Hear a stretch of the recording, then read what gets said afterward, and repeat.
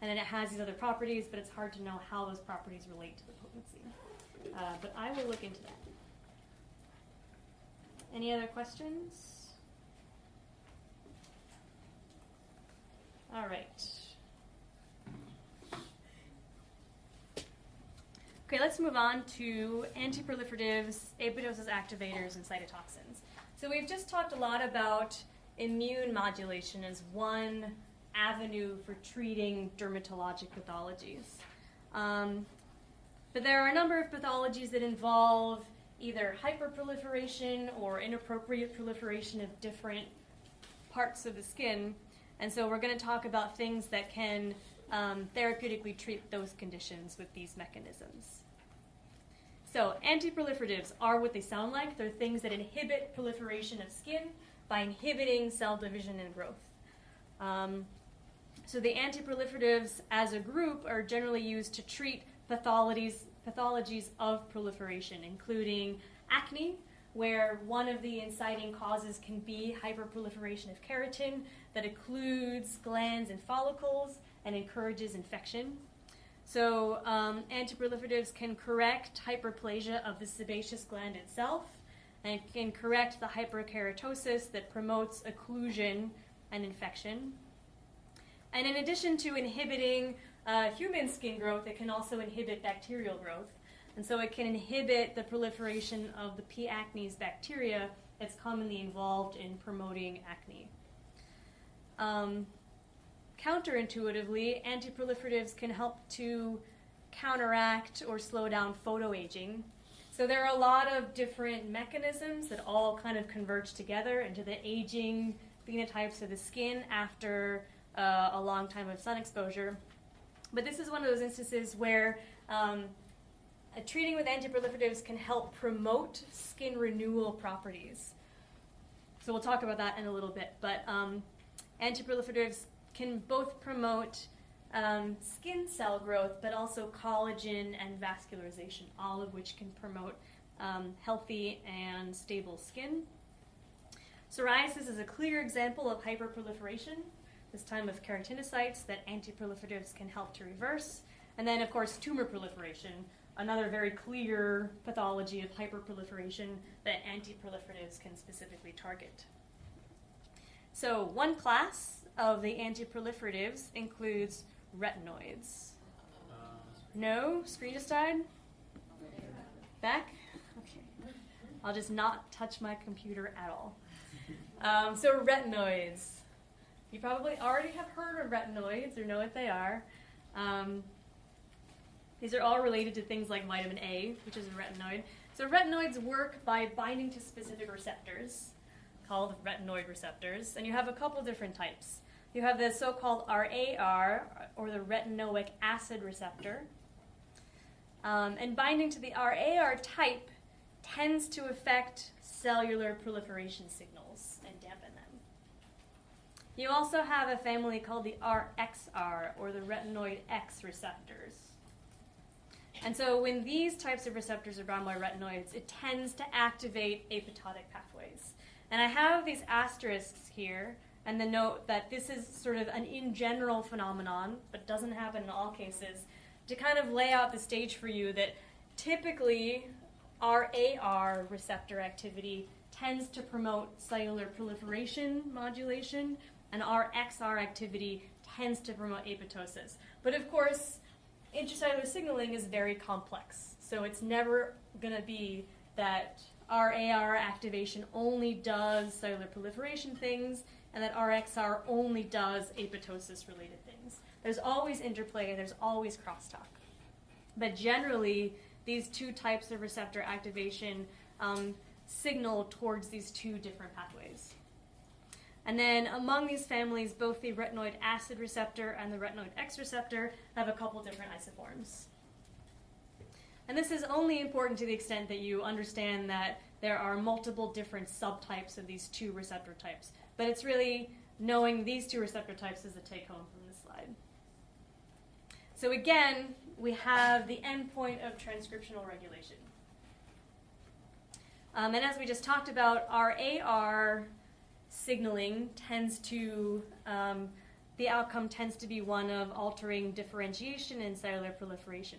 So the retinoids that tend to activate because they bind to the retinoid acid receptors include things like tretinoin, adapalene, and tazarotene. I think I have a table somewhere else in this lecture. If not, then these are the names that I'd like you to know. And then the RXR retinoids that tend to promote apoptosis include bexarotene and alloretinoin. So again, compounds that bind to the RA type receptor tend to modulate differentiation and proliferation. Things that bind to the RXR receptor tend to promote apoptosis. And so this diagram is really just showing you a little bit about visually how that works, where you have these two receptor types.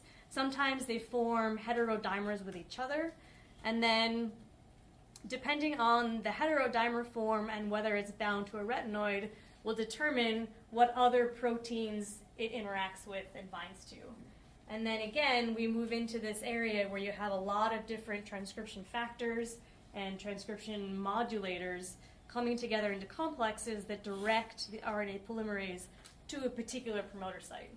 So again, we're doubling back on transcriptional regulation. And so if this is at all like a spotty area for you, I would recommend either finding a textbook or going back to your undergrad textbook or coming into an office hour and discussing it with me just to make sure that you understand what happens after drugs bind to receptors, that a lot of downstream complexity occurs that we're really just not getting into, because I hope that you know it or that you can go back and relearn it. But the take home is that gene transcription gets modified as a result of activators binding to receptors. So let's look at what a retinoid looks like, up close and personal. So this is retinol, also known as vitamin A. So they all have fairly common structures. You have this beta ionone ring, and then you have a number of different multiples of the isoprene unit, which is this here. So retinol happens to have two such units.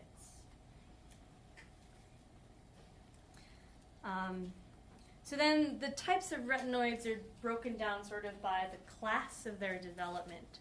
And so these first generation retinoids include the endogenous retinol, as well as tretinoin, isotretinoin, and allotretinoin. The structures on this slide are FYI. I would like you to know what generation they fall into and what characteristics define that generation. So this first generation tends to have relatively short half-lives. And the reason that they are not necessarily in a lot of current use is because their toxicity and adverse effect profiles tend to be fairly high relative to their therapeutic activity. Whereas the second generation retinoids, following this trend of greater potency with greater safety, tend to have longer half-lives, including acitretin and etretronate. Notice that the etretronate has a very long half-life. This is actually because one of the metabolites has a very long half-life. But this is a pin that we'll come back to in just one second. So then we have a third generation where we have a very highly specific set of compounds for binding to specific targets. And so these include things like tazarotene, bexarotene, and adapalene. And these have fairly long half-lives. But one of the things to pay particular attention to with retinoids is that retinoic and retinoid acid signaling is heavily involved in embryogenesis and development. So when you interact with an exogenous retinoid, you can severely disrupt embryology and fetal development. So the retinoids are very potent teratogens, which is much more of a consideration for systemic retinoid use than for topical retinoid use. So for topical use, it's not recommended to use the longer half-life isoforms of retinoids, but for systemic use, it's absolutely contraindicated. Yes, I can repeat it. Yes, so for retinoids, retinoid signaling and these pathways are very fundamental to a lot of basic cellular processes, including development. And so if you are pregnant, And using a retinoid, there's a risk that that exogenous retinoid can signal in ways that disrupt the normal developmental programming that's needed by the same types of receptors, which is why retinoids are potent teratogens. And so, especially as the half-life of the compound increases, the risk of teratogenicity also increases. So topical use of long-lasting retinoids is not recommended during pregnancy, and it is absolutely contraindicated for systemic use. So the adverse effects of retinoids in topical use, they can sensitize the skin, especially to sunburn and edema. It can cause desquamation, also known as peeling, and it can be irritating. So if any of you have ever used retinol to treat acne or wrinkles, which I don't think is a problem for anybody just yet, then yeah, like you might have, like it's often recommended that you avoid the sun or that you wear sunscreen because it sensitizes the skin to UV damage. But yeah, it can also be irritating. Systemic use can cause symptoms like dry skin and nosebleeds, hair loss. It can be a trigger for irritable bowel syndrome and cause musculoskeletal pain. So this pregnancy category X is now an older category that is turned over in the last couple of years. But X used to describe what was very strongly contraindicated for use during pregnancy, and now this is turned over to a more descriptive set of indicators that we'll talk about in your second year. And again, it's because retinoid signaling controls many aspects of embryology. And yes, so a final adverse effect is that retinoid signaling can contribute to hypothyroidism by altering TSH activity.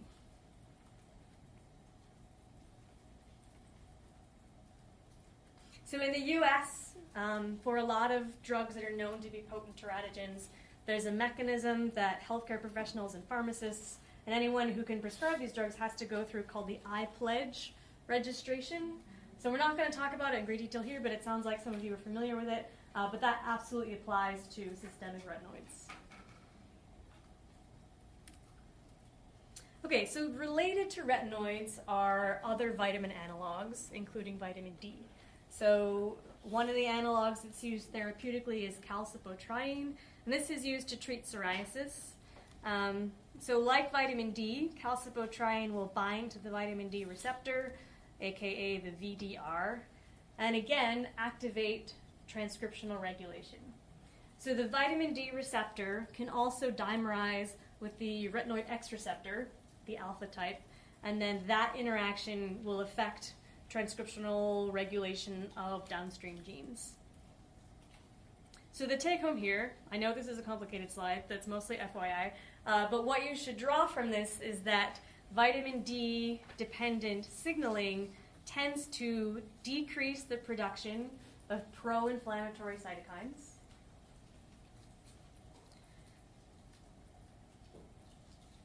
and increase the reduction of anti-inflammatory cytokines. So that's really all you need to take away from this slide. That in general, vitamin D receptor activity dampens cytokine signaling by decreasing inflammatory cytokine production. Question? Yes. The question was, can I repeat that? And yes, I can. So in general, vitamin D receptor activation is an inflammatory suppressor because it suppresses the transcriptional and expressional activation of cytokines. So you are dampening inflammatory signaling by decreasing production of inflammatory cytokines. Better? Any other questions? All right, so this is also FYI running. So it decreases inflammatory cytokines, but you mentioned it has another effect on it. It increases what does it increase? What? Oh, sorry. Yes. So at the same time that vitamin D receptor activity will decrease inflammatory cytokine production, it will increase anti-inflammatory cytokine production. So you are dampening inflammatory signals and you're increasing anti-inflammatory signals. So then you have this overall shifting of the balance towards anti-inflammatory activity. Okay, and then just to kind of give you a visual for what this looks like, calcipotriene is shown on the right here, whereas the two isoforms of vitamin D, ergocalciferol and cholecalciferol, are shown here. So this is FYI for structure, but it's always helpful to see exactly what's happening because, like, anytime you have a therapeutic that binds to a specific receptor, it's often because that compound looks a lot like that receptor's endogenous substrate. And in this case, that happens to be true as well. All right, any questions about vitamin D, vitamin A? So again, these are very similar types of compounds, and they act through very similar mechanisms. And in fact, the RAR, RXR, and VDR are all very closely similar protein structures as well. All right. Photochemotherapy. As we elucidated earlier, it's the combination of light treatment with chemical compounds to affect therapeutic end goals. And so photochemotherapy is used to treat things like atopic dermatitis, different types of skin cancers, vitiligo, a couple other things, but let's talk about vitiligo for a second. So this is the autoimmune destruction of melanocytes in specific areas of the skin. It tends to be around the face and mouth and on different parts of the hands and face. So it causes not a physiological pathology, but just an alteration of skin coloring that looks pathological, even though it's not. And photochemotherapy can treat it. And so this is a picture of the model Winnie Harlow, who is a patient of vitiligo. Maybe patient's not the right word. A person who has vitiligo. And one of the things that I think I really like about the internet right now is that it's really normalizing like what it means to be a person, like what it means to look like a person. So we have a lot of opportunities because everyone is really eager to share everything about their lives on the internet. In some ways, that's really annoying, and in some ways, it's really heartening because you get to see what life looks like from a lot of different perspectives, and you get to see what people's lives look like from their lived experiences. And one of the things I really like about that is that people of all shapes and sizes and appearances are becoming more comfortable and confident putting themselves out there and saying, this is who I am, this is how I live my life. And I think it can be especially empowering for people who have conditions that make them look different than other people, because it helps them, A, find other people that look like them, and B, kind of, as much as they want to, be advocates for that being part of the spectrum of lived experience. So part of Winnie Harlow's activism in this area is being a model and being sort of an ambassador for, I don't want to call it an alternative look, but a different way of being on the spectrum of normal humanity. Let's call it that. But for people who are comfortable with how they look with vitiligo, photochemotherapy is a way to treat that. And it's unclear exactly how it works, but overall, it's thought to stimulate the proliferation and the migration of melanocytes into the areas that are devoid of color. So how does this work? Question? Is vitiligo generally symmetrical? Sometimes yes, sometimes no. So I guess I'll say no overall, even though in some cases it clearly is. So photochemotherapy is UV light, or light, plus an agent, typically something called a sorlin. So we'll look at those compounds in a second. But so the sorlin is taken orally, and so it's a systemically applied xenobiotic. And then the patient's skin is exposed to UV light, specifically in the 320 to 340 nanometer range. So this is UVA. And then what happens is that those two things together interact at the skin surface. So the nice thing about sorlins and photochemotherapy is that the site of activity is at the skin surface, even though the sorolin itself is distributed systemically, because the interaction of light and compound occurs at the skin surface. And that interaction culminates with the sorolin itself intercalating into the DNA, disrupting DNA synthesis and promoting cell alteration and apoptosis in that way. And so there are two mechanisms for how that does that, and we'll look at that in these following slides. So the first type is that the sorolin itself, so one type of that structure is shown here, will physically conjugate with DNA. And that conjugation specifically is intercalation. And if you don't know what that means, intercalation just means insertion between two planar molecules. So as you might remember, the base pairs of DNA stack up with each other like this. And so a sorolin or any other flat molecule can intercalate by inserting itself between those two bases.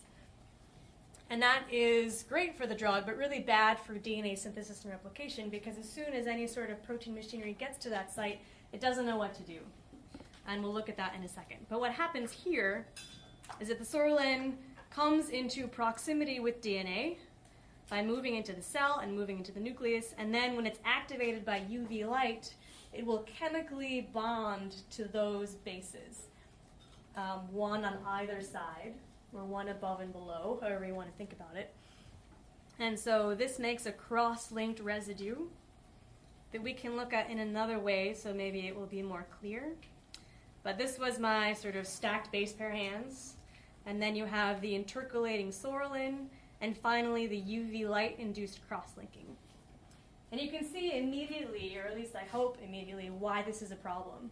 Because if you think about DNA replication, the two strands have to separate, and then each one has to be acted on by polymerases, helicases, etc., etc. So if you have cross-linked strands, you cannot do any of that stuff. Question? It's covalently bonded? It's yes, covalently bonded. Yeah, so the cross-link is a permanent covalent state. And so what happens biologically is that when the replication machinery gets to that site, it'll stall. And then when you have enough of those stalled replication sites, apoptotic signaling will start to take over, and then the cell will go through a variety of checkpoints and decide whether to undergo apoptosis or not. And typically, with the accumulation of enough of these crosslinks, it will send the cell towards an apoptotic fate. So a second way to get a cell to undergo apoptosis through photochemotherapy is to induce free radical damage. And so the second mechanism of sorolin photochemotherapy is to induce free radical production through sensitizing. You sensitize with a sorolin, you hit the skin with UV light, and that UV light will tear dimolecular oxygen into singlet oxygen, which will then react with water to form a variety of reactive oxygen species, including the hydroxyl radical. And as you probably know, free radicals are very damaging to cellular components. And again, we converge on this idea that damage to the cell will induce an apoptotic checkpoint that might send the cell towards an apoptotic fate. So either way, with either type 1 or type 2 photochemotherapeutic reactions, you have damage to cell and cellular material that causes apoptosis. And that apoptosis then promotes turnover of that entire tissue that can promote regeneration and renewal. So the idea here is that you are disturbing a tissue or disturbing that layer of the epidermis and triggering renewal and regenerative pathways that can promote new cell growth in that area. Does that make sense? So it seems a little paradoxical because we're damaging the skin, but that damage is intended to trigger renewal and regrowth. Good? Yes, okay. So then adverse effects of photochemotherapy and phototherapy itself, which is just light treatment, includes amplified responses. So sorolins aren't the only photosensitizing drugs. So if you're taking another photosensitizing drug, it can end up with an overreaction. So some of the drugs that are photosensitizing include phenothiazines, thiazides, sulfonamide antibiotics, NSAIDs, sulfonylureas, tetracyclines, and benzodiazepines. And then the therapy itself can be phototoxic and result in dry skin, abnormal pigmentation, itching, or activation of latent viral infections, including herpes simplex, as well as the immediate inflammatory reactions of edema and blistering. So, does the idea of photochemotherapy make sense? That you are combining a chemical that's systemic with light that's very surface specific to target a therapeutic effect at the skin surface. And that therapeutic effect is one of damaging cells, promoting apoptosis to cause turnover and renewal of that tissue. So let's turn for a second from talking about photo-caused damage for therapeutic purposes to photoprotection. We'll, I think, cover this and then take a little bit of a break and then come back and cover the rest. So this is the part of the lecture where I always start to feel guilty because I will say that right now I'm not wearing sunscreen. And everyone should be wearing sunscreen. Maybe some of you are. If so, you're good people. If not, no. Photoprotection is very easy to do, often overlooked. But I think it's important to take a step back and kind of look at the physical properties of the electromagnetic spectrum to remember where we are and what we're talking about. So the ultraviolet spectrum is that which is shorter than the visible wavelength. So we're in this 280 or so to 360 range, therefore ultraviolet. And then we have a couple different types of ultraviolet light that we're talking about here. So let's start from the shortest wavelength and move our way in. So UVC light is something that you almost never encounter in a normal environment. But if you work in a lab and you ever do visualization of DNA with ethidium bromide, for example, you use that like UV light box. Has anyone ever done this? That is UVC, and it is very damaging to the skin. So you should never ever like put your face over that box for a long time. It's very damaging. But fortunately, you don't encounter it under normal circumstances. But what you do encounter are UVB rays and UVA rays. So UVB rays are these shorter wavelength than UVA rays that are primarily responsible for the sunburn phenotype of reddened, inflamed, and edema type skin. So the UVB rays can penetrate into the skin surface, as shown here, whereas the UVA rays, slightly longer wavelength, so they're not really that damaging at the skin surface. However, they are responsible for most of the aging phenotypes that the skin takes over time. So sunspots, freckles, wrinkles, these things are because the longer wavelength light is lodging deeper in the skin, causing damage to the basal stem cell layer, causing damage to collagen, connective proteins, and tissues that all promote healthy skin maintenance. So when you damage those over time, the skin starts to weaken and thin. So, there are ways to neutralize UV exposure to the skin, and the easiest way to do that is to have a barrier between the UV light and the skin surface that either scatters that UV light or absorbs it. And so both of those strategies are typically used in most sunscreen formulations.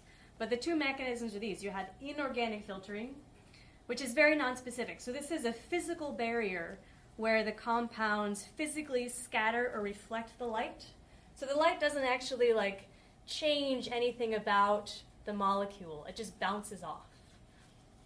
But because the light bounces off, these tend to be the visible things like titanium dioxide or zinc oxide that are like those sort of 60s style nose stripes that lifeguards used to wear. Maybe this is too long ago already. Yes, sunscreen used to be very visible. And we've reformulated it to be more invisible, but the property remains that these are non-specific barriers. So the light hits them and then reflects back.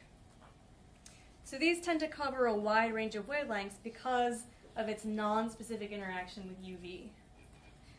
Whereas organic filtering is different. So these chemicals will actually absorb the light energy, and it'll resonate around the molecule and not enter the skin. But you are physically absorbing or chemically absorbing that light energy.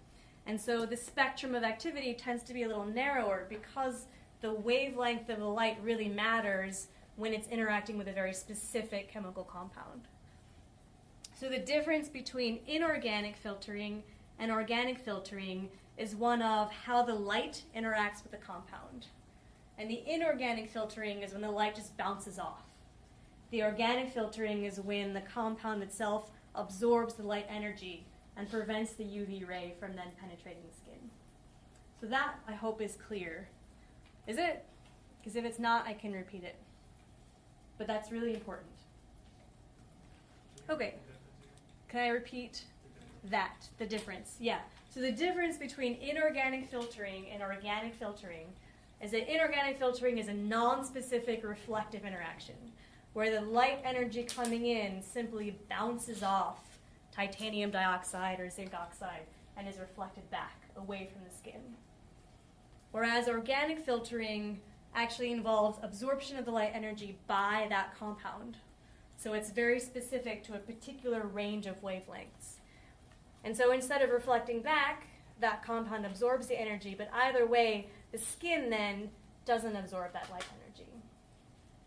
But then for organic filtering, again, the compound itself and the interaction with the light matters and is more specific. So we can look at that in sort of chart form.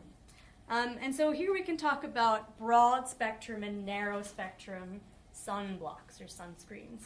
And the broad spectrum ones, on the top, zinc oxide and titanium dioxide, are the ones that are inorganic filters. So they cover a wide range of wavelengths because the interaction is nonspecific. So you can see that they have kind of peak absorbances in this blue area here. So zinc oxides is much wider in range than titanium dioxide, but zinc oxide also tends to be more visible. So sunscreens will often use a combination of the two to be like the most protective and also the least visible. And then they can attenuate UV within a wider range. So you have like a peak of activity, and then you have these two tails where there's some attenuation, but it's not as good as in its peak. So other broad spectrum sunblocks include things like avobenzone and miratamate. And then we move into these relatively narrow range organic filters that you can see have a much more selective range of activity. So these are a lot of the PABA derivatives and PABA esters. And because these are organic filters, their peak range is much smaller and their overall range is much smaller. And you can also see that the narrower range sunblocks tend to be more UVB effective, less UVA effective, whereas these broad spectrum ones cover both UVB and UVA ranges. And so when you're looking for a sunscreen, it's now, I think, recommended that you try to find one that is broad spectrum for UVA and UVB. Because initially, like, the point of sunscreen was to protect you from sunburn or the immediate sun-related edema and damage. Whereas now, I think there's a greater focus because we recognize the contribution of light exposure to aging skin.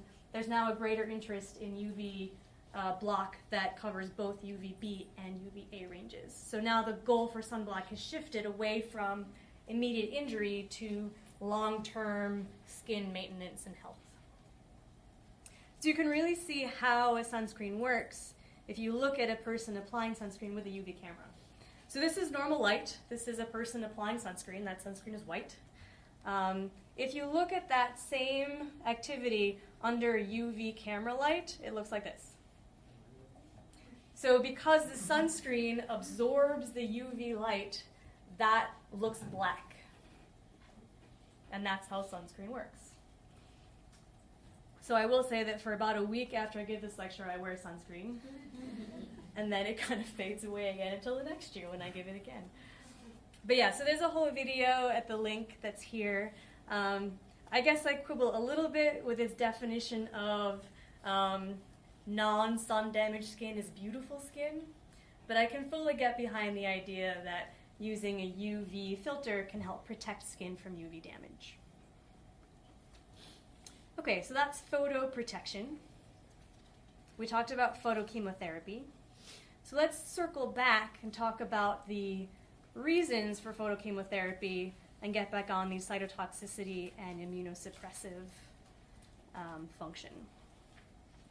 So if we're talking about ways to damage cells and cause apoptosis in the hope of promoting renewal and regrowth, we can also use other types of cytotoxics. So one of your textbooks said that dapsone was used as a cytotoxic. I'm not actually sure that's true. So I've crossed this out. I've put a question mark here. We know it's an anti-inflammatory. I think I'm just going to leave that there for now. Because it's in a textbook, I'm not sure I believe it, so I will follow up on this. But let's focus then instead on things like methotrexate and DNA modulators. So this is sort of a similar approach to psoralins and UV light, where you are damaging cells in a way that causes them to die to promote renewal and regrowth. So methotrexate is a dihydrofolate reductase inhibitor. We'll talk about that in a second. And it's used in treating psoriasis, Crohn's disease, various types of cancers. It is a potent teratogen, so it is absolutely contraindicated during pregnancy. And then we have a number of different compounds that target DNA metabolism. So DNA synthesis, DNA unwinding, DNA rewinding, including these compounds here. So let's back up a second and talk about dihydrofolate reductase. So you'll see this again when we talk about hemostasis and blood cell production and turnover. So dihydrofolate reductase is a key enzyme right here in, eventually, nucleic acid synthesis. And so dihydrofolate reductase is important for converting dietary folic acid into the folate cycle, and then intermediates from this cycle are used to as backbones for nucleotide biosynthesis. So the take home is that if you don't have this enzyme activity here, you can't use dietary folate as precursors for nucleotide biosynthesis. And of course, if you don't have enough nucleotides, it's hard to synthesize DNA, and therefore dividing cells suffer and can undergo apoptosis. So you're slowing down and inhibiting cell division by blocking off a pathway of substrate utilization. And so keep in mind that the goal here is to kill cells, and we're doing that by depriving them of the substrates they need to make more DNA. Similarly, you can kill dividing cells by disrupting DNA synthesis. So in both these cases, we're targeting DNA, but we're doing it in different ways. In this case, with dihydrofolate reductase inhibitors, we're targeting the substrates they need, the building blocks they need to make more DNA. And in the case of DNA synthesis inhibitors, we're blocking the ability of the machinery to process DNA by pulling it apart, by progressing the polymerase, replication fork. So there are a number of different synthesis inhibitors that I think you'll talk about more in the cancer lectures, but they also have some uses in skin. And so what I'd like you to know from this slide, in this section in particular, is that DNA synthesis inhibitors can be used for dermatological applications. I'm not as interested in you knowing each of these compounds and how they work. Does that make sense? Does that give you a focus? Okay. Excuse me. Okay, any questions before I ask you some questions? All right. What adverse effect of retinoids is crucial for patients, especially women who might become pregnant, to know? What's a very important adverse effect of especially long-acting retinoids? It's a potent teratogen. And I think one of the reasons it's so important for you to take this away is that it's not commonly known.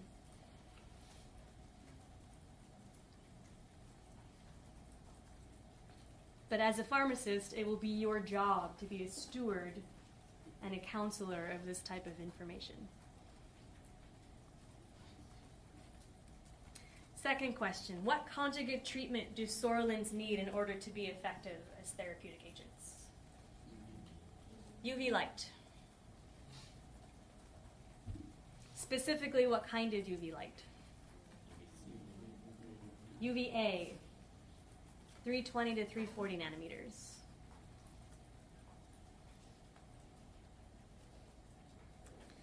Do the inorganic filtering photoprotective agents tend to be broad spectrum or narrow spectrum? They tend to be broad spectrum. Any ideas about why? Based on their mechanism? I heard something over here. Because it's not specific. Because it's a non-specific interaction. It's just reflection of that UV light. Last question. What common target do the anti-proliferatives that we talked about today share? What's their target in one way or another? Did you say it? DNA. DNA is a common target of a lot of anti-proliferatives, either by blocking off the supply of nucleotide building blocks or by preventing the mechanisms of replication.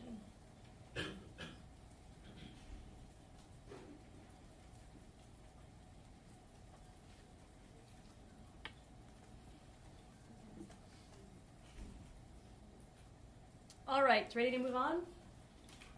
One other minute with these? Can I say the answer? Yes. So the adverse effect of retinoids is crucial for patients to know is that it's a potent teratogen.